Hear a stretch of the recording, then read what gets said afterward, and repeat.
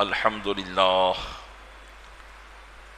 لله نحمده ونستعينه ونستغفره ونؤمن به ونتوكل عليه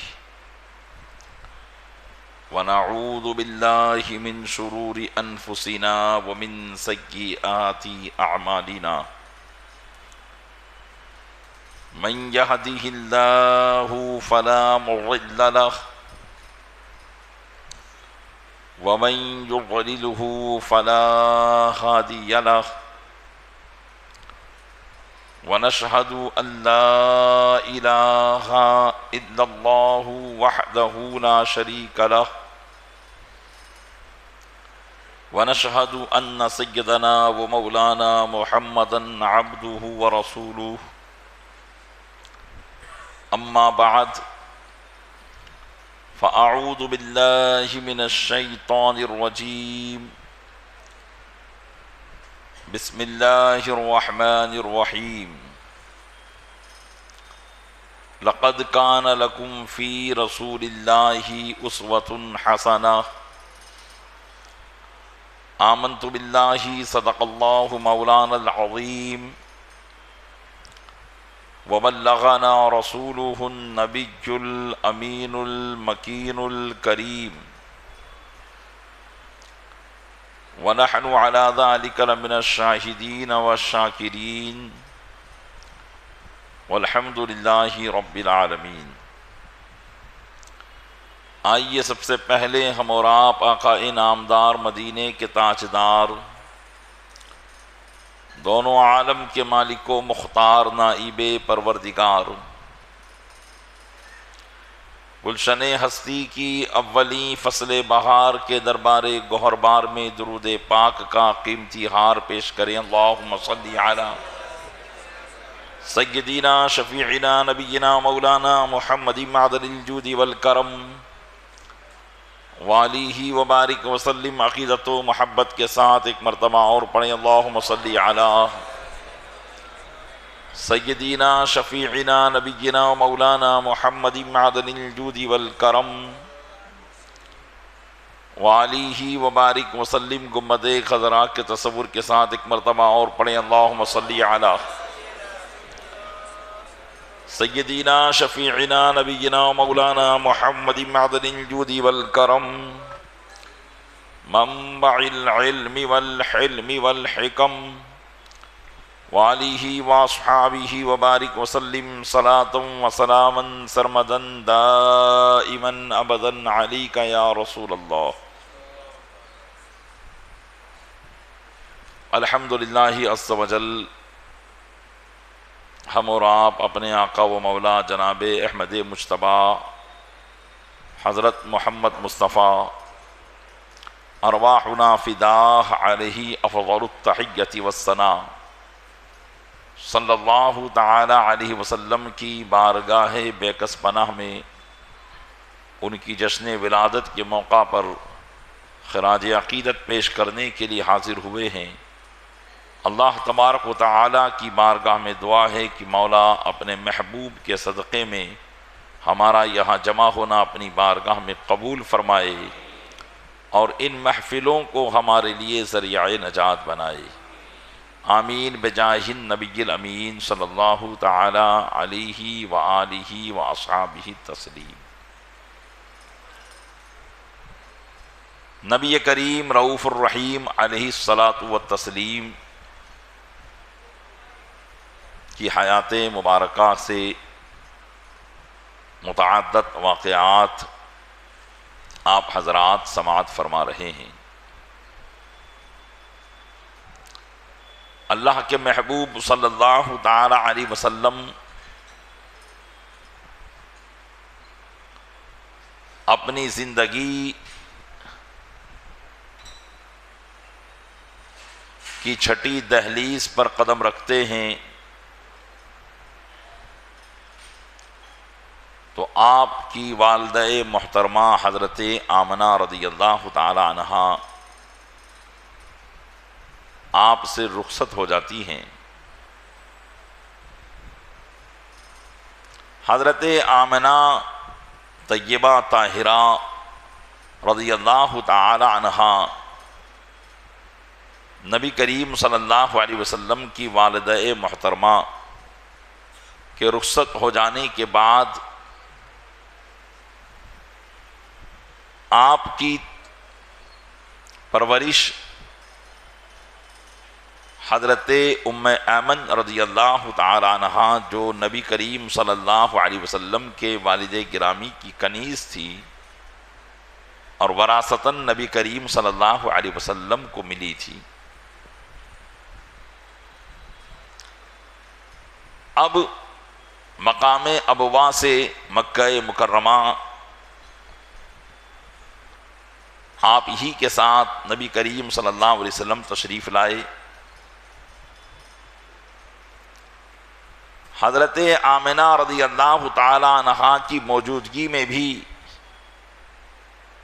آپ کے دادا جان جناب عبد المطلب رضی اللہ تعالی عنہ نبی کریم صلی اللہ علیہ وسلم کی سرپرستی فرمایا کرتے تھے، لیکن اب والدہ محترمہ کے انتقال کے بعد تو جناب عبد المطلب رضی اللہ تعالیٰ عنہ کا حال یہ ہو گیا کہ وہ ایک پل بھی نبی کریم صلی اللہ علیہ وسلم کو اپنے سے جدا نہیں ہونے دیتے تھے، ہر وقت اپنے ساتھ میں رکھتے۔ اگر مسجد حرام میں طواف کعبہ کے لیے جانا ہو تو کبھی اپنی انگلی پکڑ کر اور کبھی کندھے پر بٹھا کر نبی کریم صلی اللہ علیہ وسلم کو طواف کعبہ کیا کرتے تھے۔ جب سوتے تو اپنے پہلو میں سولاتے اور ہر طریقے کا خیال رکھتے۔ آپ سماعت کر چکے ہیں کہ حضرت عبد المطلب رضی اللہ تعالی عنہ کی مکہ مکرمہ میں بلکہ سارے عرب میں آپ کی بہت عزت تھی، اور بالخصوص اہل مکہ آپ کا بہت ادب و احترام کیا کرتے تھے۔ روایتوں میں آتا ہے کہ جب حضرت عبد المطلب رضی اللہ تعالی عنہ مسجد حرام میں جاتے تو کعبۃ اللہ کے سائے میں آپ کے لیے ایک خصوصی نشست گاہ لگائی جاتی، بیٹھک جس کو آپ کہتے ہیں، ایک مخصوص بیٹھک اور ایک مخصوص بیٹھنے کا مقام آپ کے لیے کعبۃ اللہ شریف میں ہوتا، جس کا لوگ اتنا ادب و احترام کرتے کہ کوئی بھی اس بیٹھک پر نہیں بیٹھا کرتا تھا، اور یہاں تک کہ حضرت عبد المطلب کے شہزادگان آپ کے جو صاحبزادے تھے وہ بھی از راہ ادب کبھی اس بیٹھک پر پاؤں بھی نہیں رکھا کرتے تھے۔ تو جب حضرت عبد المطلب رضی اللہ تعالی عنہ ظل کعبہ میں اپنی اس مخصوص نشست گاہ پر تشریف فرما ہوتے اور قریش کے بڑے بڑے سردار آپ کے ارد گرد بیٹھے ہوتے اور آپ کی عزت و تعظیم کر رہے ہوتے، اسی درمیان اگر نبی کریم صلی اللہ علیہ وسلم تشریف لے آتے تو وہ حضرت عبد المطلب کے پاس ان کی بیٹھک پر تشریف فرما ہوتے، یہاں تک کہ اگر بعض مرتبہ نبی کریم صلی اللہ علیہ وسلم کے چچا آپ کو ادباً روکنے کی کوشش کرتے کہ وہ حضرت عبد المطلب کی بیٹھنے کی جگہ پر نہ بیٹھیں، اور مجلس میں نبی کریم صلی اللہ علیہ وسلم تشریف لاتے تو انہیں پکڑتے تو حضرت عبد المطلب فرماتے دعو ابنی فواللہ ان لہ لشأنا، میرے بیٹے کو چھوڑ دو، اس کی بہت بڑی شان ہے۔ تو نبی کریم صلی اللہ علیہ وسلم کا حضرت عبد المطلب ہر طریقے سے لحاظ رکھتے، لیکن جد بزرگوار کا یہ سایہ والدہ محترمہ کے انتقال کے بعد زیادہ دن تک نہ رہا۔ حضرت عبد المطلب رضی اللہ تعالیٰ عنہ حضرت آمنہ رضی اللہ تعالیٰ عنہا کے وصال کے 2 سال کے بعد تک زندہ رہے، اور نبی کریم صلی اللہ علیہ وسلم کی عمر پاک 8 سال کی ہوئی کہ حضرت عبد المطلب بھی اس دار فانی سے کوچ کر گئے۔ اللہ عز و جل کی بارگاہ میں حضرت عبد المطلب بھی تشریف لے گئے، اور نبی کریم صلی اللہ علیہ وسلم اپنے لڑک پن کے زمانے ہی میں اپنے مشفق دادا کے سائے سے بھی دور ہو گئے۔ حضرت عبد المطلب رضی اللہ تعالیٰ عنہ نے اپنے انتقال سے پہلے اپنے بڑے بیٹے، جن کو حضرت عبد المطلب کے بعد کعبے کا متولی بنایا گیا، اور جو نبی کریم صلی اللہ علیہ وسلم کے والد گرامی یعنی حضرت عبداللہ کے سگے بھائی تھے، یعنی دیگر چچا بھی تھے، وہ بھی سگے ہی تھے، لیکن یہاں پر چونکہ اس زمانے میں متعدد بیویاں ہوتی تھی، باپ ایک ہو بیویاں مختلف ہوا کرتی تھی، تو کچھ کسی سے ہوا کرتے تھے۔ حضرت عبداللہ کے سگے بھائی یعنی ایک ہی ماں سے جناب ابو طالب والد مولا کائنات علی مرتضی رضی اللہ تعالیٰ عنہ تھے، اور یہ دونوں حضرت فاطمہ جو حضرت عبد المطلب کی بیوی تھی، انہی کے شکم اقدس سے حضرت عبداللہ اور جناب ابو طالب پیدا ہوئے تھے۔ اس لیے حضرت عبد المطلب رضی اللہ تعالیٰ عنہ نے اپنے وصال کے بعد اپنے وصال کے وقت جناب ابو طالب کو بلایا، اور نبی کریم صلی اللہ تعالی علیہ وسلم کے حوالے سے انہیں وصیت فرمائی، اور فرمایا کہ اب میں ان کی کفالت تمہارے سپرد کرتا ہوں، اور انہیں تمہیں سنبھالنا ہے۔ جناب ابو طالب نبی کریم صلی اللہ علیہ وسلم پر پہلے ہی فریفتہ تھے، ان سے پہلے ہی محبت کیا کرتے تھے، اپنے والد گرامی کی وصیت پر پورے اترے، اور نبی کریم صلی اللہ علیہ وسلم کا خیال ایسا رکھا کہ اپنی اولاد سے بھی زیادہ جناب ابو طالب ان کا خیال رکھا کرتے تھے۔ جناب ابو طالب کا معاملہ بھی نبی کریم صلی اللہ علیہ وسلم کے ساتھ یہی تھا کہ جہاں جاتے آقا علیہ السلام کو اپنے ساتھ لے جاتے، اپنے پہلو میں سلاتے، اور جب تک نبی کریم صلی اللہ علیہ وسلم دسترخوان پر تشریف فرما نہ ہوتے، جناب ابو طالب بھی کھانا تناول نہ فرماتے، یہاں تک کہ نبی کریم صلی اللہ علیہ وسلم جب ابو طالب کے دسترخوان پر تشریف فرما ہوتے تو آقا صلی اللہ علیہ وسلم کی برکتیں ظہور پذیر ہوتی، برکتیں ظاہر ہوتی، اور جب جناب ابو طالب کے بچے آقا صلی اللہ علیہ وسلم کے بغیر ہی کھانا کھا لیتے تو اکثر کھانا کم پڑ جاتا اور انہیں بھوکے پیٹ اٹھنا پڑتا، لیکن جب نبی کریم صلی اللہ علیہ وسلم دسترخوان پر موجود ہوتے تو کھانے میں اتنی برکت ہوتی کہ سارے گھر والے سیر ہو کر کھاتے اور کھانا اتنا کا اتنا ہی رہتا. اس لیے اس وقت تک دسترخوان پر کھانا نہیں لگایا جاتا جب تک نبی کریم صلی اللہ علیہ وسلم دسترخوان پر تشریف فرمانا ہو جاتے.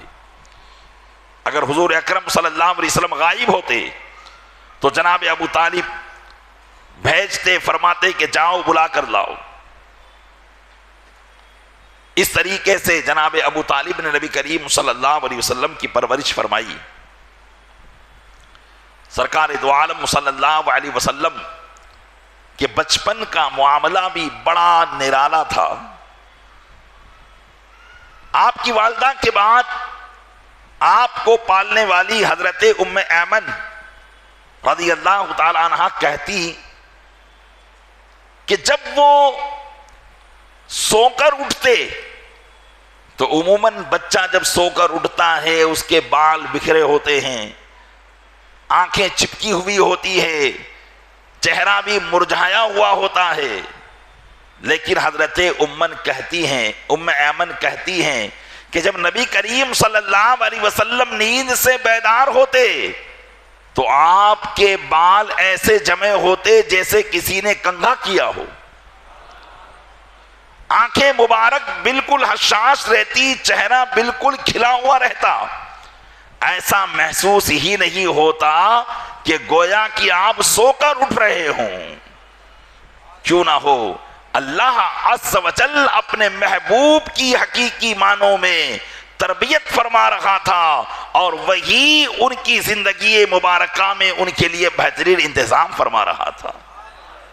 اعلیٰ حضرت فرماتے ہیں شانہ ہے پنجے قدرت تیرے بالوں کے لیے. کنگھی کہتے ہیں شانہ کا معنی کنگھی، یعنی یا رسول اللہ شانہ ہے پنجے قدرت تیرے بالوں کے لیے، کیسے ہاتھوں نے شہا تیرے سوارے گیسو. کیسے ہاتھوں نے شہا تیرے سوارے گیسو. پنجے قدرت سے ان کے بال مبارک کو سوار دیا جاتا تھا. تو یہ نبی کریم صلی اللہ علیہ وسلم کی کیفیت ہوتی.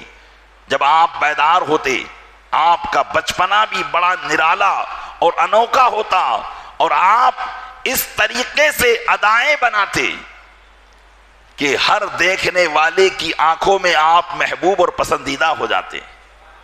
اللہ اللہ وہ بچپنے کی پھبن، اس خدا بھاتی قدرت پہ لاکھوں سلام، اس خدا بھاتی صورت پہ لاکھوں سلام. ایسی بچپن کی ادائیں میرے آقا صلی اللہ علیہ وسلم کی تھی. اہل مکہ کے درمیان بہت سے ایسے علم والے تھے اور بالخصوص عرب میں جن کو قیافہ شناس کہا جاتا تھا. اور وہ لوگ وقتاً فوقتاً مکہ میں آتے تو ان قیافہ شناس لوگوں کے پاس لوگ اپنے بچوں کو لے جاتے تاکہ ان کا فیوچر معلوم کرے. تو وہ اپنے قیافے سے، اندازے سے ان بچوں کا مستقبل بیان کرتے کہ اس کا مستقبل کیسا ہوگا. قبیلے لہب کا ایک قیافہ شناس جو اہل عرب میں بڑا مشہور تھا، ایک مرتبہ وہ مکہ مکرمہ میں آیا تو مکہ کے لوگ اپنے اپنے چھوٹے بچوں کو اس کے پاس لے گئے تاکہ معلوم کرے کہ ہمارے بچے کا فیوچر کیسا ہے. تو جناب ابو طالب بھی نبی کریم صلی اللہ علیہ وسلم کو اس قیافہ شناس کے پاس لے گئے اور سب سے پہلے اس نے آقا علیہ السلام کو دیکھا. ایک مرتبہ دیکھ کر الگ ہٹا دیا اور پھر دوسرے بچوں کو دیکھنے لگا. یہاں تک کہ جب سب بچوں کو دیکھ چکا تو اس نے کہا کہ سب سے پہلے میں نے جس بچے کو دیکھا تھا اس کو لایا جائے. جناب ابو طالب نے جب دیکھا کہ یہ شخص میرے بھتیجے پر بڑا حریص ہے اور ان کو بار بار اپنے سامنے لانے کی کہہ رہا ہے، آپ کو کچھ خطرہ محسوس ہوا، اس لیے آپ نے نبی کریم صلی اللہ علیہ وسلم کو چھپا لیا. یہاں تک کہ وہ کہتا رہا کہ اس بچے کو میرے پاس لاؤ، لَيَكُونَنَّ لَهُ شَانٌ، اس کے لیے ضرور بہت بڑی شان ہوگی۔ یہ اس قیافہ شناس نے اپنے اندازے سے نبی کریم صلی اللہ علیہ وسلم کی شان و عظمت کے متعلق آپ کی بچپن میں پیشین گوئی کی۔ اسی طریقے سے نبی کریم صلی اللہ علیہ وسلم کا بچپنا گزرتا رہا۔ 8 سال کی عمر میں دادا جان کا انتقال ہوا تھا، اور آپ جناب ابو طالب کی پرورش میں تھے، وہیں کھانے پینے کا آپ کا انتظام تھا۔ لیکن جناب ابو طالب کثیر العیال تھے، آپ کے بچے زیادہ تھے، اور پھر غربت بھی تھی، کمانے کا کوئی ایسا خاص انتظام نہیں تھا، اس لیے عموماً گھر میں تکلیف پڑا کرتی تھی۔ نبی کریم صلی اللہ علیہ وسلم نے، چونکہ آپ 8 سال 9 سال کی عمر میں بھی قد و قامت کے اعتبار سے بڑے معلوم ہوتے تھے، اس لیے آپ نے گوارا نہ کیا کہ میں مزید اپنے چچا پر بوجھ بنوں۔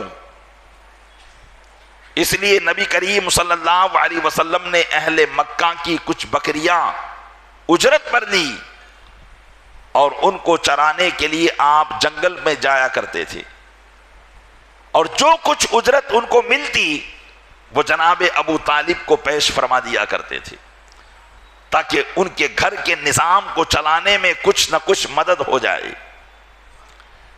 حضرت ابو ہریرہ رضی اللہ تعالی عنہ سے روایت ہے کہ انہوں نے نبی کریم صلی اللہ علیہ وسلم نے فرمایا، ما بعث اللہ نبیا الا راعی غنم، اللہ نے کسی نبی کو مبعوث نہ کیا مگر انہوں نے بکریاں چرائی، ہر نبی نے بکریاں چرائی۔ علماء اس کی بڑی حکمتوں کو بیان کرتے ہیں کہ آخر کار انبیاء کرام اتنے جلیل القدر عظیم المرتبت ہوتے ہیں، ان سے ان تمام کاموں میں بکریوں چرانے کا معاملہ اللہ نے کیوں فرمایا؟ ان تمام حکمتوں میں سے ایک حکمت میں آپ کی خدمت میں عرض کر دوں، یقیناً دیہات والے گاؤں والے اس بات کی گواہی دیں گے کہ بکریوں کا ریوڑ جو ہوتا ہے، جس نے چلایا ہوگا وہ جانتا ہوگا کہ بکریاں کبھی سیدھی نہیں چلتی ہے، ایک کو پکڑ کر لاؤ گے دوسری بھاگے گی، دوسری کو پکڑ کر لاؤ گے تیسری بھاگے گی۔ اس لیے چرواہا جو ہوتا ہے وہ اپنے ساتھ ایک کتا رکھتا ہے تاکہ بکریاں ادھر ادھر نہ چلیں، اس کتے کے خوف سے سیدھی سیدھی چلتی رہیں۔ تو بکریوں میں ٹیڑھا پن ہوتا ہے، کبھی ادھر بھاگتی ہے کبھی ادھر بھاگتی ہے، اور اسی وجہ سے چرواہا ان کی ان حرکتوں پر غصہ بھی ہو جاتا ہے، غضبناک ہو جاتا ہے، ان کو مارتا ہے۔ انبیاء کرام علی نبینا وعلیہم الصلاۃ والسلام سے اس کام کو لینے میں یہی حکمت تھی کہ انسان کے اندر بھی ٹیڑھا پن ہے۔ آئے پیغمبران اعظام، تم ان کو اللہ کی راہ کی طرف بلاؤ گے، ایک آئے گا دوسرا بھاگے گا، دوسرا آئے گا تیسرا بھاگے گا، لہذا کسی کو غضبناک ہو کر اپنی بارگاہ سے بھگا مت دینا، بلکہ جو بھی دور ہونے کی کوشش کرے اس کو اپنے سے قریب کر لینا۔ تو گویا کہ اللہ عز و جل کی طرف سے دعوت توحید کا جو انہیں منصب دیا جاتا ہے، اس منصب کی پریکٹیکل روپ میں کوشش اور مشق انبیاء کرام کو اعلان نبوت سے پہلے اس کام کے ذریعے کروائی جاتی ہے۔ یہ علماء نے اس کی حکمت بیان کی ہے، اور بھی بہت سی حکمتیں ہیں۔ تو آقا علیہ السلام نے فرمایا کہ ما بعث اللہ نبیا الا راعی غنم، کہ اللہ نے کسی نبی کو نہیں بھیجا مگر انہوں نے بکریاں چرائی۔ حضرت ابو ہریرہ کہتے ہیں قال لہ اصحابہ وانت یا رسول اللہ، جب آقا علیہ السلام نے یہ بات ارشاد فرمائی تو صحابہ کرام نے عرض کیا یا رسول اللہ، اور آپ نے؟ کیا آپ نے بھی یہ کام فرمایا ہے؟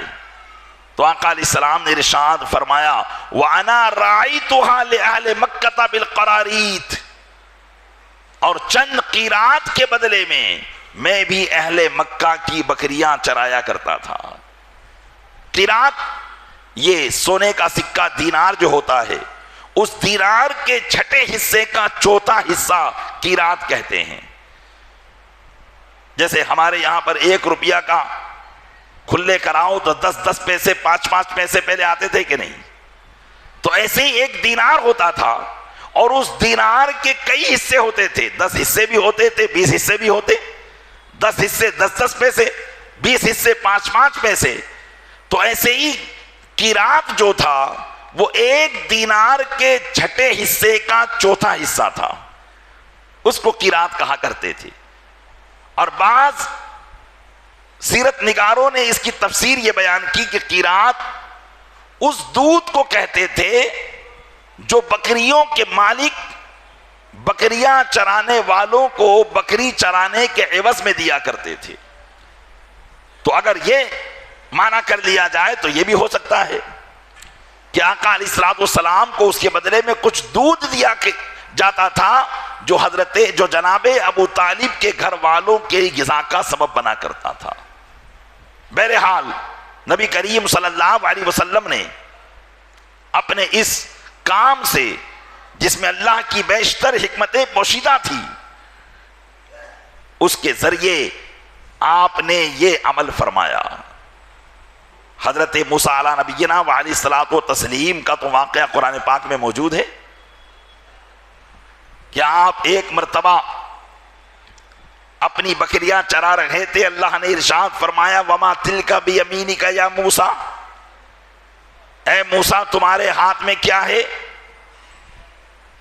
تو فرمایا قَالَ هِيَ عَصَايَ، یہ میری عصا ہے، میری لاٹھی ہے، أَحُشُّ بِهَا عَلَى غَنَمِي وَلِيَ فِيهَا مَارِبُ أُخْرَى، اس لاٹھی کے ذریعے میں اپنی بکریوں پر پتے جھاڑتا ہوں، اور میرے لیے اس میں بہت سے کام ہیں، یعنی اور بہت سے کام میں اس لاٹھی سے کرتا ہوں۔ مفسرین فرماتے ہیں کہ بہت سے کام کیا تھے؟ ان میں سے کچھ کام انہوں نے بیان کیے کہ وہ لاٹھی حضرت موسیٰ علیہ السلام کی ایسی باکرامت تھی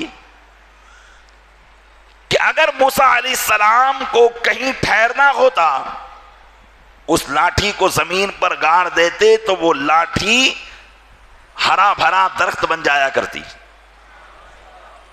اور آپ کے لیے سائے کا کام کرتی، اور جب آپ کو کنویں سے پانی بھرنا ہوتا تو وہی لاٹھی آپ کے لیے رسی بھی بن جاتی اور ڈول بھی بن جاتی، اور اس کے ذریعے آپ پانی کھینچ لیا کرتے تھے۔ اور اسی لاٹھی کے ذریعے آپ نے فرعون کے دماغ کو درست فرما دیا تھا، اور اس کے تمام 313 جادوگر جو آئے تھے وہ سب کے سب اس لاٹھی کی کرامت کو دیکھ کر، حضرت موسیٰ کے معجزہ کو دیکھ کر فرعون کے جادوگر جو تھے وہ سب کے سب مشرف با اسلام ہو گئے تھے۔ تو دیکھیے قرآن کریم میں بھی حضرت موسیٰ علیہ السلام کا یہ واقعہ موجود ہے کہ آپ سے بھی اللہ نے بکریاں چرانے کا کام لیا تھا، اور اس کی حکمت وہی تھی جو نبی کریم صلی اللہ علیہ وسلم کی حدیث کو بیان کرنے کے بعد میں نے بیان کی۔ الغرض نبی کریم صلی اللہ علیہ وسلم کا یہ زندگی کا سفر، حیات مبارکہ کا سفر آگے بڑھ رہا ہے۔ سال کے 13ویں سیڑھی پر آپ قدم رکھتے ہیں، اور بعض نے کہا کہ آپ کی عمر 17 سال تھی، لیکن زیادہ تر یہی صحیح ہے کہ اس وقت جو واقعہ ابھی میں بیان کرنا چاہتا ہوں اس وقت آپ کی عمر 13 سال تھی،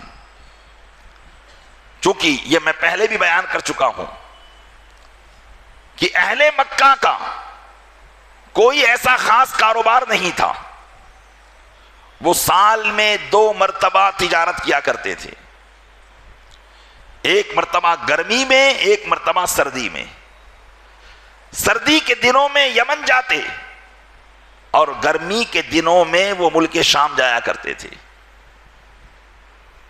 اور یمن کے قریب میں جو بندرگاہیں تھی، جو سمندری علاقے تھے، اس زمانے میں مشرقی علاقے سے، جیسے ہندوستان یہ مشرقی علاقہ ہے، یہاں سے بندرگاہوں کے ذریعے جو مال، جہازوں کے ذریعے، کشتیوں کے ذریعے جو مال بندرگاہ پہنچتا، اہل عرب وہ مال یمن سے لے کر مکہ میں آتے اور پھر اس مال کو مکہ سے ملک شام لے جاتے اور وہی مال ملک شام میں بیچ دیتے، اور ملک شام کی جو پیداوار ہوتی وہاں سے لیتے اور گرمی کے دنوں میں یمن جاتے اور یمن جا کر وہ مال وہاں بیچا کرتے تھے۔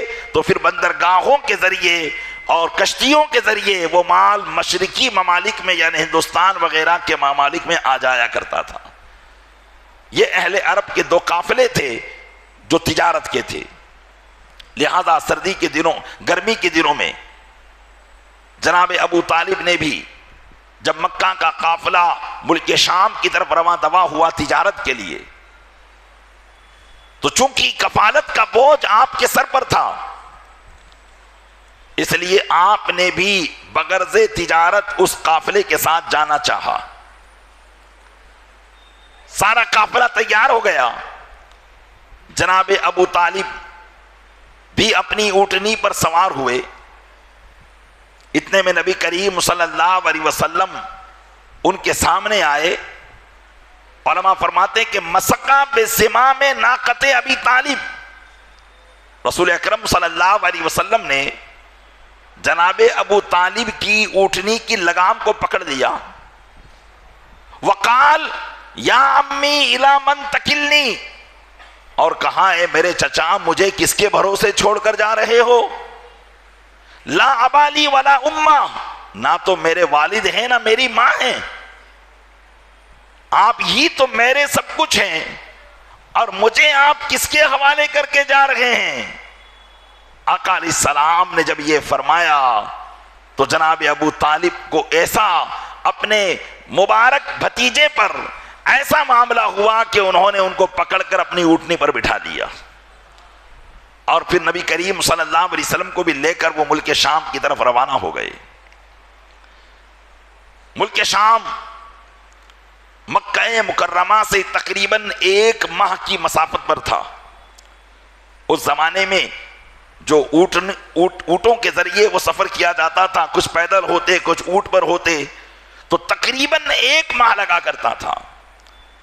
اور ملک شام میں اس وقت عیسائیوں کی حکومت تھی، اور ملک شام کا جو حصہ عرب سے لگا ہوا تھا اس کی باؤنڈری پر کثیر تعداد میں عیسائی رہا کرتے تھے، اور ملک شام ہی کا ایک شہر تھا بصرہ۔ یہ بصرہ وہ نہیں جو عراق میں ہے، بلکہ یہ ملک شام کا شہر تھا بصرہ، جہاں پر کثیر تعداد میں عیسائیوں کی خانقاہیں تھیں، گرجا گھر تھے، جہاں ان کے بڑے بڑے راہب، بڑے بڑے عالم زاہد عبادت کیا کرتے تھے۔ انہوں نے دنیا کو چھوڑ دیا تھا۔ اہل عرب، اہل مکہ کا یہ قافلہ جب ملک شام جاتا تو اس علاقے سے ہو کر گزرا کرتا تھا، لیکن جب بھی یہ قافلہ جاتا تو نہ تو راہب پادری ان کی طرف توجہ دیتے، نہ ان سے کوئی بات چیت ان کی ہوا کرتی تھی۔ انہی گرجا گھروں میں ایک گرجا گھر تھا جس میں بحیرہ نامی راہب رہا کرتا تھا۔ اس کا نام تو جرجیس تھا، لیکن اسے لوگ بحیرہ کہتے تھے۔ بحیرہ کا معنی ہوتا ہے بہت بڑا عالم، جو عیسائیوں کا بہت بڑا عالم تھا اور انجیل کا بہت بڑا جاننے والا تھا۔ اس کے گرجا گھر کے سامنے عموماً ایک درخت تھا جہاں اہل مکہ آرام کے لیے رکا کرتے تھے اور رات بسر کرتے تھے، اور پھر دوسرے دن صبح اٹھ کر وہاں سے ملک شام کی طرف چلے جایا کرتے تھے۔ لیکن وہ پادری جس کا نام جرجیس تھا اور لقب بحیرہ، وہ کبھی بھی ان کی طرف توجہ نہیں دیتا۔ لیکن اب کی مرتبہ وہ اپنے گرجا گھر کی کھڑکی سے جھانک رہا تھا کہ اس نے دیکھا اہل مکہ کا ایک قافلہ ہمارے گرجا کے سامنے ٹھہرنے کے لیے آ رہا ہے، اور اس پر ایک ضعیف العمر شخص کی اونٹنی پر ایک نوجوان لڑکا جو بڑا خوبصورت ہے سوار ہے، اور اس کے سر پر بادل سایہ کیے ہوئے ہیں۔ جہاں جہاں وہ جاتا ہے بادل اس کے اوپر سائبان کی شکل میں اس طرف چلے جاتے ہیں۔ بحیرہ اس منظر کو دیکھتا رہا، یہاں تک کہ اہل مکہ نے اپنا سامان اپنی سواریوں سے اتارا، اور وہ جو درخت تھا، جو بڑا گھنا درخت تھا، اس درخت کے نیچے سب اپنا اپنا سامان رکھ کر اس کے سائے میں بیٹھ کر آرام کرنے لگے۔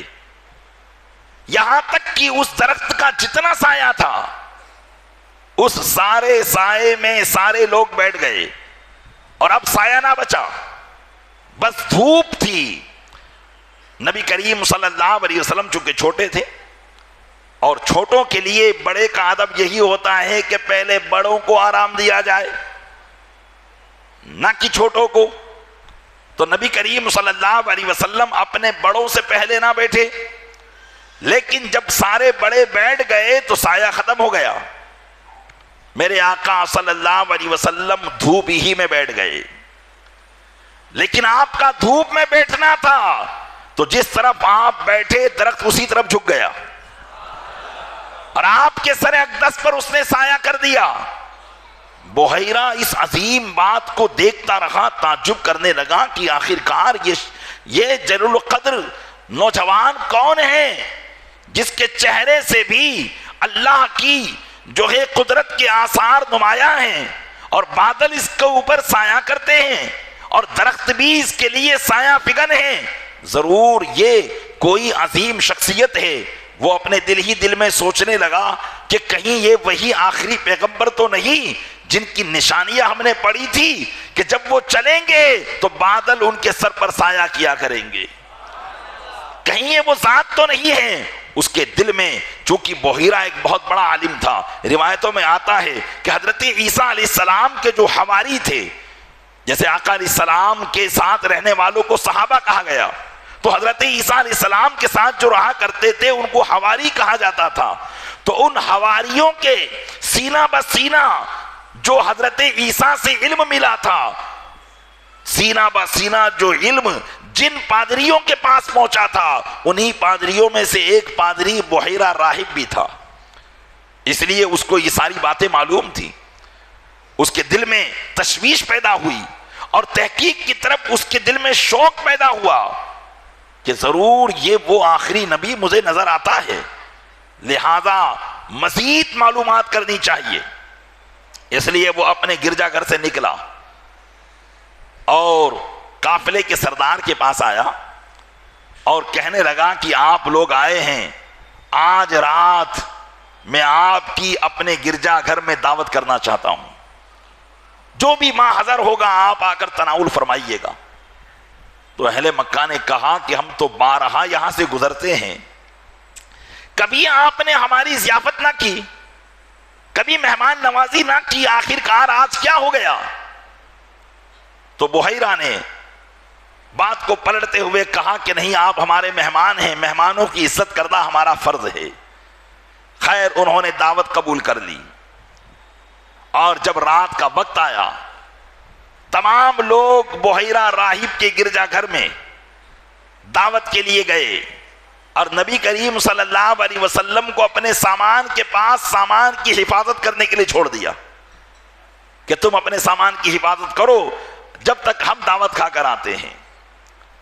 بحیرہ راہب نے دیکھا کہ سارے لوگ آ چکے ہیں، دسترخوان لگ چکا ہے، لیکن اب وہ ایک ایک کے چہرے کو ٹٹولنے لگا کہ آخرکار وہ بچہ کہاں ہے جس کو میں نے دیکھا تھا؟ وہ تو ان میں نظر ہی نہیں آ رہا ہے۔ لیکن بات ایسی تھی کہ پوشیدہ بھی رکھنی تھی، اس لیے اس نے چھپاتے ہوئے کہا کیا تم لوگوں کے قافلے میں جتنے لوگ تھے سب آ گئے؟ تو عموماً لوگ جب بڑے ہوتے ہیں تو وہ بڑے ہی کو سب سمجھتے ہیں، بچوں کا شمار ہوتا ہی نہیں ہے۔ تو انہوں نے کہا ہاں سب آ گئے. کہا بچے، جوان، بوڑھے، غلام سب آ گئے. کہا نہیں، ہمارا ایک بچہ ہے جس کو ہم نے اپنے سامان کی حفاظت کے لیے چھوڑا ہے. تو بحیرہ نے کہا میں سب کی دعوت کرنا چاہتا ہوں، اسے بھی بلاؤ. چنانچہ حارث بن عبد المطلب جو نبی کریم صلی اللہ علیہ وسلم کے چچا تھے، وہ گئے اور نبی کریم صلی اللہ علیہ وسلم کو بلا کر لے آئے. اب بحیرہ راہب نے دیکھا تو پہچان لیا کہ ہاں یہ وہی ہے. سب کی بہترین طریقے سے پرتکلف دعوت کی، اچھے اچھے کھانے ان کو کھلائے، اور جب سب کھانا کھا چکے تو سب کو رخصت کر دیا اور نبی کریم صلی اللہ علیہ وسلم کو روک لیا. اور آقا علیہ الصلوۃ والسلام کی طرف متوجہ ہونے کے لیے پہلے امتحاناً اس نے ایک سوال کیا اور کہا اسألک بحق اللات والعزی الا ما اخبرتنی عما اسألک عنہ. کہ بچے، میں تجھے لات و عزی کی قسم دے کر پوچھتا ہوں. لات و عزی یہ اہل مکہ کے دو بت تھے جن کی وہ پوجا کرتے تھے. اب بحیرہ راہب جاننا چاہتا تھا کہ اگر یہ نبی ہوگا تو لات و عزی سے فوراً نفرت ظاہر کرے گا، اس لیے اس نے کہا اسألک بحق اللات والعزی، میں تم سے کچھ لات و عزی کے واسطے سے پوچھنا چاہتا ہوں کہ تم مجھے خبر دو جس بات کے متعلق میں تم سے پوچھوں.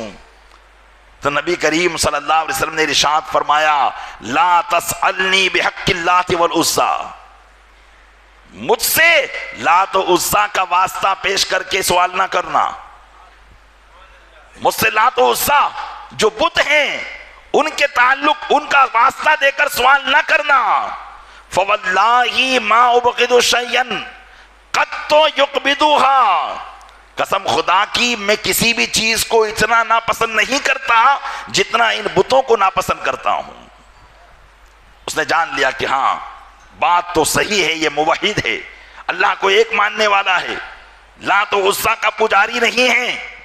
میرے آقا صلی اللہ علیہ وسلم کی سیرت مبارکہ پر یہاں پر بھی کچھ کلمہ گویوں نے جو کلمہ پڑھتے ہیں اور سیرت کو داغدار کرنے کی کوشش کرتے ہیں، کہا کہ 40 سال سے پہلے انہیں اللہ کی پہچان ہی نہیں تھی. معاذ اللہ رب العالمین، 40 سال سے پہلے انہیں اللہ کی پہچان ہی نہیں تھی. لیکن دیکھیے نبی کریم صلی اللہ علیہ وسلم کی معرفت خدا، اللہ عز و جل کی کیسی معرفت ہے. 13 سال کی عمر میں بتوں کا ستیہ ناس فرما رہے ہیں اور فرما رہے ہیں کہ ان سے میں جتنی نفرت کرتا ہوں دنیا میں کسی چیز سے میں ایسی نفرت نہیں کرتا ہوں. تو پھر بحیرہ نے کہا فَبِاللَّهِ إِلَّا مَا أَخْبَرْتَنِي أَمَّا أَسْأَلُكَ عَنْهُ، تو اللہ کے واسطے میں جو تم سے پوچھوں مجھے جواب دو، اللہ کے واسطے. اب اللہ کا نام لیا تو آقا علیہ السلام نے بھی فرمایا سلی ما بدا لکا، جو چاہو مجھ سے پوچھو، جو چاہو مجھ سے پوچھو. لہذا اب بحیرہ نبی کریم صلی اللہ علیہ وسلم سے سوال کرنے لگا جو باتیں اس نے اپنی کتابوں میں پڑھی تھی کہ جو آخری نبی ہوگا اس کا بچپنا کیسا ہوگا، اس کی جوانی کیسی ہوگی، اس کی دعوت کیسی ہوگی.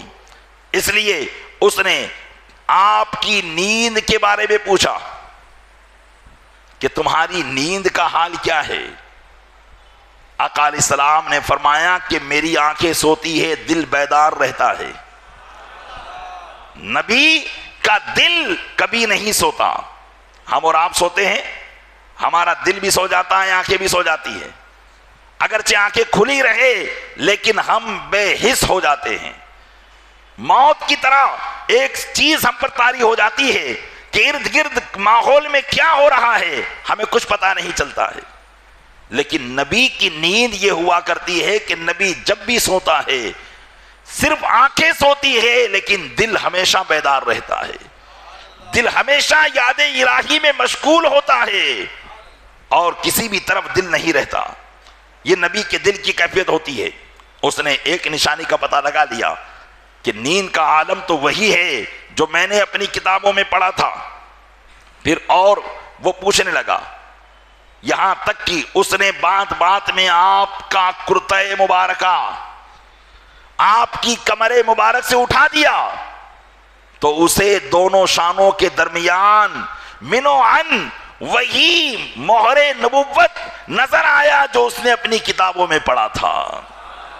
بحیرہ راہب نے اس کو چوم لیا اور پھر جناب ابو طالب سے مخاطب ہو کر کہا ما ھذا الغلام منکا، اس غلام سے تمہارا کیا رشتہ ہے؟ تو جناب ابو طالب نے کہا ابنی، میرا بیٹا ہے یہ۔ عموماً چچا اپنے بھتیجے کو محبت سے بیٹا ہی کہتے ہیں، تو کہا ابنی، یہ میرا بیٹا ہے۔ بحیرہ راہب نے کہا ما ہوا ابنک، یہ تمہارا بیٹا نہیں ہو سکتا ہے۔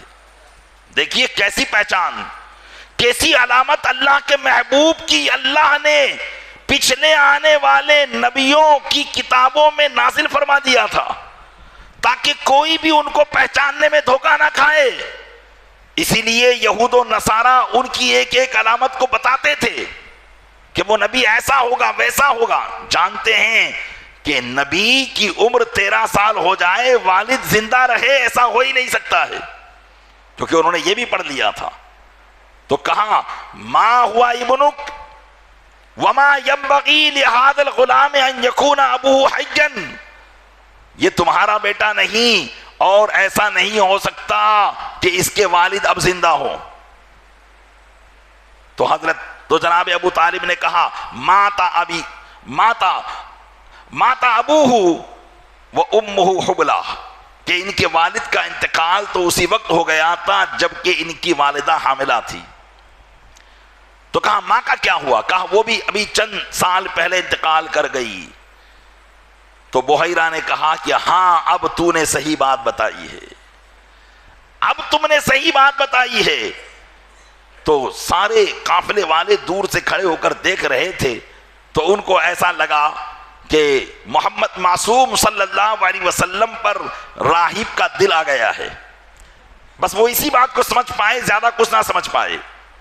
اب بحیرہ ابو طالب کی طرف متوجہ ہوا اور کہا سنو، میں تمہیں ایک بات بتاتا ہوں، ھذا سید المرسلین، یہ تمام رسولوں کے سردار ہیں، ھذا نبی ھذی الامہ، یہ اس امت کے نبی ہیں۔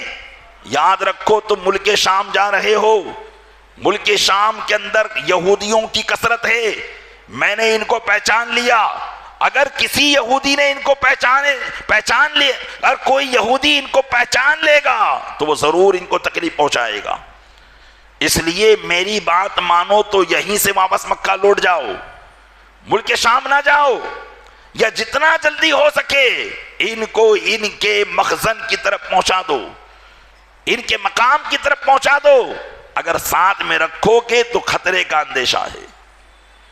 چنانچہ روایت میں آتا ہے کہ جناب ابو طالب پھر قافلے کے ساتھ، ایک روایت میں یہ ہے کہ آپ نے نبی کریم صلی اللہ علیہ وسلم کو وہیں سے واپس بھیج دیا، لیکن زیادہ صحیح روایت یہی ہے کہ آقا صلی اللہ علیہ وسلم جناب ابو طالب کے ساتھ ملک شام گئے، تجارت ہوئی، اللہ تبارک و تعالیٰ نے نبی کریم کی برکت سے ابو طالب کے کاروبار میں بہت برکتیں عطا فرمائی، اور پھر جلدی جلدی چونکہ وہاں پر بھی کچھ یہودی آپ کو پہچاننے لگے تھے، اس لیے جلدی جلدی نبی کریم صلی اللہ علیہ وسلم کو لے کر وہ مکہ مکرمہ پہنچ گئے۔ اللہ کے محبوب صلی اللہ علیہ وسلم کا سال عمر کا آگے بڑھتا جا رہا ہے، زندگی آگے بڑھتی جا رہی ہے، اور نبوت کے اعلان سے پہلے ہی اللہ اپنے محبوب کی ساری نشانیوں کو ظاہر فرماتا جا رہا ہے، تاکہ جب یہ صادق و امین نبوت کا اعلان کرے تو کوئی منع نہ کر سکے۔ منع وہی کرے گا جن کو ان سے حسد ہوگا، جن کو ان سے دشمنی ہوگی، اس لیے نبی صلی اللہ علیہ وسلم کی برکتوں کو ظاہر کیا جا رہا ہے۔ چنانچہ ابن عساکر روایت کرتے ہیں جلحمہ بن رفطہ سے، جلحمہ بن رفطہ کہتے ہیں کہ میں ایک مرتبہ اعلان نبوت سے پہلے، کہ ابھی نبی کریم صلی اللہ علیہ وسلم نبوت کا اعلان نہیں کیا تھا، اس سے بہت پہلے میں مکہ گیا، تو مکہ میں سخت قحط سالی پڑی ہوئی تھی، بارش برسنا بند ہو گئی تھی، لوگ بڑے پریشان تھے، یہاں تک کہ انہوں نے دار الندوہ میں ایک میٹنگ رکھی اور سارے مکہ کے بڑے بڑے سرداروں کو بلایا اور کہا چلو لات و عزیٰ کے پاس ہم جائیں اور ان سے دعا کریں تاکہ بارش برسے۔ تو بعض نے کہا نہیں، فلاں بت کے پاس جانا چاہیے۔ اتنے میں ابن عرفتہ کہتے ہیں کہ ایک سفید ریش، سفید داڑھی والے خوبصورت بزرگ کھڑے ہوئے اور انہوں نے مشورہ دیا کہ ان بتوں کے پاس جانے سے تمہارا کیا فائدہ ہوگا جبکہ ابھی تمہارے درمیان ابراہیم و اسماعیل علی نبینا وعلیہم الصلوۃ والسلام کی نشانیاں موجود ہیں۔ کہا کون سی نشانیاں؟ تو کہا کہ ابھی تمہارے درمیان جناب ابو طالب ہیں جو کعبے کے متولی ہیں، جاؤ ان کے گھر پر جاؤ، اگر وہ دعا کریں گے تو اللہ پانی برسائے گا۔ ابن عرفتہ کہتے ہیں کہ سب لوگ، میں بھی ان کے ساتھ اٹھا اور میں بھی ان کے ساتھ جناب ابو طالب کے گھر پر گئے، دروازہ کھٹکھٹایا اور ان سے کہا کہ سردار مکہ تم ہمارے حالات کو دیکھ رہے ہو، پریشانی سخت ہے، گرمی شدت کی ہے اور اب تو اناج پانی بھی ختم ہو چکا ہے، لہذا اب آپ ہی اللہ کی بارگاہ میں دعا کیجئے۔ چنانچہ جناب ابو طالب نے نبی کریم صلی اللہ علیہ وسلم کو اپنے ساتھ میں لیا اور تمام مکہ کے لوگوں کو لے کر کعبۃ اللہ شریف میں پہنچے اور آقا صلی اللہ علیہ وسلم کو کعبے کی طرف پیٹ کر کے بٹھا دیا اور اپنے ہاتھوں کو اٹھایا۔ نبی کریم صلی اللہ علیہ وسلم نے بھی اپنے ہاتھوں کو اٹھایا۔ نبی کریم صلی اللہ علیہ وسلم نے اپنی قوم کے لیے برسات کی دعا کی۔ ابھی آقا صلی اللہ علیہ وسلم کے ہاتھ نیچے نہ آئے تھے کہ چاروں طرف سے بارش ہونے لگی، چاروں طرف سے بارش ہونے لگی، یہاں تک کہ اتنی کثیر بارش ہوئی کہ چند ہی دنوں میں مکہ کی وہ ساری غربت ختم ہو گئی اور سارے معاملات آسان ہو گئے۔ جناب ابو طالب نے جب نبی کریم صلی اللہ علیہ وسلم نے نبوت کا اعلان کر دیا تھا اور اہل مکہ نے آپ کی مخالفت کی، تو جناب ابو طالب نے نبی کریم صلی اللہ علیہ وسلم کی شان میں ایک قصیدہ لکھا تھا اور اس قصیدے کے اندر آپ کی تعریف کر کے اس واقعے کی طرف اشارہ کیا تھا جو بچپن میں نبی کریم صلی اللہ علیہ وسلم کے پیش آیا تھا۔ اس کے دو شعر آپ کی خدمت میں پیش کرتا ہوں کہ انہوں نے آقا علیہ السلام کی تعریف کرتے ہوئے لوگوں کو بتایا، اے لوگوں سنو، وَأَبْيَضُّ يُسْتَسْقَى الْغَمَامُ بِوَجْهِهِ، ان کا چہرہ بڑا پر نور ہے اور ان کا چہرہ وہ ہے کہ ان کے چہرے کی برکت سے بارش کی دعا کی جاتی ہے۔ وہ بات یاد دلائی کہ بھول گئے ان کے احسان کو، جب تم قحط سالی میں مبتلا تھے انہی کے چہرے کی برکت سے اللہ نے بارش کو برسایا تھا۔ اہل مکہ کو آپ یاد دلا رہے تھے، ثمار الیتاما وعصمت للارامل، جو یتیموں کی پناہ گاہ ہے اور بیواؤں کی عصمت ہے۔ یلوذ بہ الحلاق من آل ہاشم، آل ہاشم جب ہلاک ہو جاتے ہیں تو ان کی پناہ لیتے ہیں۔ فہو عندہ فی نعمت و فوادل، اور جب وہ ان کی بارگاہ میں آتے ہیں تو کثیر نعمتوں کو پایا کرتے ہیں۔ چنانچہ ابو طالب نے یہ قصیدہ لکھ کر اہل مکہ کو یاد دلایا کہ یاد کرو، تم آج ان کا انکار کرتے ہو، حالانکہ ان کے نبوت کے اعلان سے پہلے تم ان کی فضیلتوں کو مانا کرتے تھے۔ بعض لوگوں نے کہا کہ یہ اشعار عبد المطلب کے ہیں، لیکن زیادہ صحیح یہی ہے کہ یہ اشعار جناب ابو طالب کے ہیں، جیسا کہ اس کی تائید ایک حدیث پاک سے ہو جاتی ہے کہ نبی کریم صلی اللہ علیہ وسلم مدینہ منورہ میں تشریف فرما ہے، جمعہ کا دن ہے، خطبہ ارشاد فرما رہے ہیں کہ اتنے میں ایک دیہاتی صحابی جو گاؤں کے رہنے والے تھے وہ آئے اور کہا، یا رسول اللہ ہلکنا و ہلکت مواشینا، یا رسول اللہ ہم بھی ہلاک ہو گئے، ہمارے جانور بھی ہلاک ہو گئے، بارش بند ہو چکی ہے، سبزہ اگنا بند ہو چکا ہے، ہمارے لیے کچھ بھی نہیں ہے۔ تو نبی کریم صلی اللہ علیہ وسلم نے اپنے دستے مبارک کو اٹھایا. راوی بیان کرتے ہیں یہ مدینہ منورہ کا واقعہ ہے. اعلان نبوت کے بعد خطبہ ارشاد فرما رہے ہیں اسی دوران آپ نے اپنے دستے مبارک کو اٹھایا. ابھی ہاتھ نیچے نہ آئے تھے کہ چاروں طرف سے بادل مڈلانے لگے اور شدت کے ساتھ بارش ہونے لگی. 1 ہفتے تک لگاتار بارش ہوتی رہی. جل تھر بھر گئے, کنویں بھر گئے, تالاب بھر گئے. اب دوسرے جمعے کو آقا علیہ السلام خطبے کے لیے تشریف فرما ہیں. وہی صحابی آئے اور عرض کیا یا رسول اللہ پانی سے پریشان ہو گئے ہیں, اتنی بارش برس گئی ہے کہ ہم پریشان ہو گئے. حدیث پاک میں ہے صحابہ کرام آقا علیہ السلام کو ایسا تکتے تھے کہ کس وقت بات فرمانے میں, کون سے ارشاد کو فرمانے میں آپ کا چہرہ کیسا تھا, اس کیفیت کو بھی وہ بیان کرتے تھے. تو صحابہ کہتے ہیں کہ آقا علیہ السلام ان کی گفتگو کو سن کر مسکرانے لگے. ضحک رسول اللہ صلی اللہ علیہ وسلم حتی بدت نواجذہ, آقا علیہ السلام مسکرانے لگے یہاں تک کہ آپ کے آگے کے 2 دانت ظاہر ہو گئے. اتنا مسکرائے اور پھر دعا کی اور کہا اے اللہ مدینے کے اطراف میں برسا, مدینے میں نہ برسا. تو بادل مدینے کے ارد گرد جنگلوں میں چلے گئے اور مدینہ منورہ میں بارش رک گئی. چنانچہ جب یہ دعا آقا علیہ السلام کی اللہ کی بارگاہ میں مقبول ہوئی تو آقا علیہ السلام نے فرمایا للہ در ابی طالب لو کان حیا لقرت عیناہ. اللہ تبارک و تعالی کی تمام نعمتیں اللہ ہی کے لیے ابو طالب کی خوبیاں ہیں. اگر وہ زندہ ہوتے تو ضرور ان کی آنکھ ٹھنڈی ہو جاتی, اس لیے کہ انہوں نے کہا تھا کہ ان کے چہرے کے صدقے میں پانی کی دعا کی جاتی ہے. اگر وہ آج زندہ ہوتے اور دیکھتے کہ آج اللہ نے ان کے بھتیجے کو کیا مقام عطا فرمایا ہے تو ضرور ان کی آنکھیں ٹھنڈی ہو جاتی. تو آقا علیہ السلام نے فرمایا اپنے صحابہ سے مخاطب ہو کر من ینشدنا قولہ, جناب ابو طالب نے جو بات کہی تھی وہ کون کہے گا. تو حضرت مولا کائنات علی مرتضیٰ رضی اللہ تعالیٰ عنہ موجود تھے. انہوں نے کہا کأنک ترید قولہ وابیض, یا رسول اللہ شاید آپ کی مراد جناب ابو طالب کا وہ شعر ہے وابیض یستسقی الغمام بوجہہ. تو آقا علیہ السلام نے فرمایا کہ ہاں. تو اس حدیث سے پتا چلا کہ یہ اشعار جناب ابو طالب نے نبی کریم صلی اللہ علیہ وسلم کی تعریف میں فرمائے تھے, نہ کہ جناب عبد المطلب رضی اللہ تعالیٰ عنہ کی اشعار ہیں. یہ اشعار جناب ابو طالب کے ہیں کہ نبی کریم صلی اللہ علیہ وسلم کے نبوت کے اعلان سے پہلے بارش کی دعائیں آقا علیہ السلام کے صدقے میں کی جاتی تھی.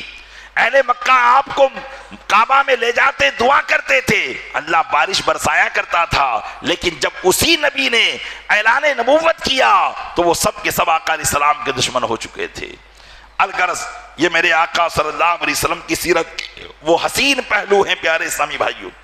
یقیناً جو حق پر ہوتا ہے دشمن اسی کے ہوتے ہیں. آقا صلی اللہ علیہ وسلم کے نبوت کے اعلان سے پہلے ہر ایک کی زبان پر ان کے حوالے سے صادق و امین کا لفظ جاری رہا کرتا تھا. وہ آپ کو صادق و امین کہتے تھے, لیکن جیسے ہی آپ نے حق بات کہی لوگ آپ کے دشمن ہونے لگ گئے. اس لیے حق بات علی الاعلان کہنا یہ میرے آقا علیہ السلام کی سنت کریمہ ہے, سیرت مبارکہ کا ایک عظیم باب ہے حق بات کو علی الاعلان کہنا.